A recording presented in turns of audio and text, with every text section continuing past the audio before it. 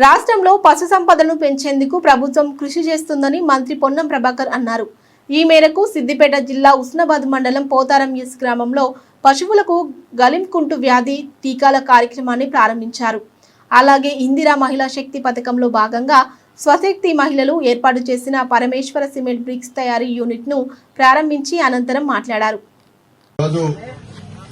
మనం పురాతనం నుంచి కూడా పాడి పంట అంటాం.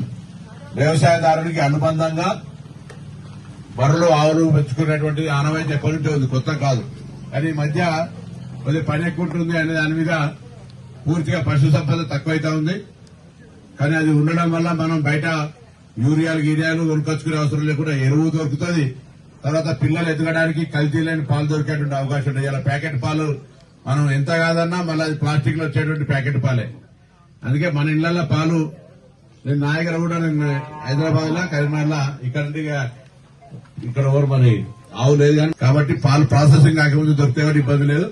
నా దగ్గర ఆవులు పెట్టుకున్నాను. నేను నా దగ్గర జెర్సీ ఆవు 6 లీటర్ల పాలు ఇస్తాను నా క్యాంప్ ఆఫీస్ లో. సో అట్లా మీరు దయచేసి మిమ్మల్ని అందరినీ కోరుతా ఉన్నా, పశు సంపదను పెంచండి.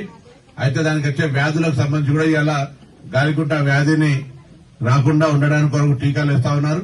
తప్పకుండా ఈ అవకాశాన్ని అందరూ వినియోగించుకోవాలని కోరుతూ, అదేవిధంగా ఆరోగ్యం మహాభాగ్యం అంటారు అందరూ. ఈ వచ్చే వర్షాకాలం ప్రతి ఇంటికి చెట్లు పెట్టాలి. మొత్తం పోతారం అంతా పచ్చగా కనబడాలి పక్కకు. ఆ ఉస్మానాబాద్ మున్సిపల్ కాలుష్యం రాకుండా మీరు కాపాడుకోవాలి చెట్లను పెట్టి. దాని తర్వాత పెట్టడం కష్టమైతే చెట్లు పెట్టండి. తర్వాత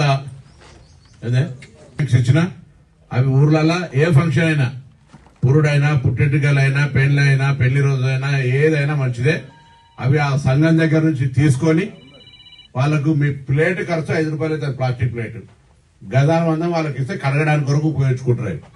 వాడడానికి ఏం ₹1 కూడా మీరు కిరాయి ఇచ్చే అవసరం లేదు. మహిళా సంఘాలు నేను వాళ్ళకు మీ ఊరికి ఒక ఆస్తిగా ఉండాలి, ఆరోగ్యంగా ఉండాలని ఇచ్చిన అన్ని ఊర్లకు ఇచ్చినా మీరు కూడా దాన్ని కాపాడుకునే ప్రయత్నం చేయండి. ఈశ్వర్ హోటల్ గ్లాసులు ఇస్తాం.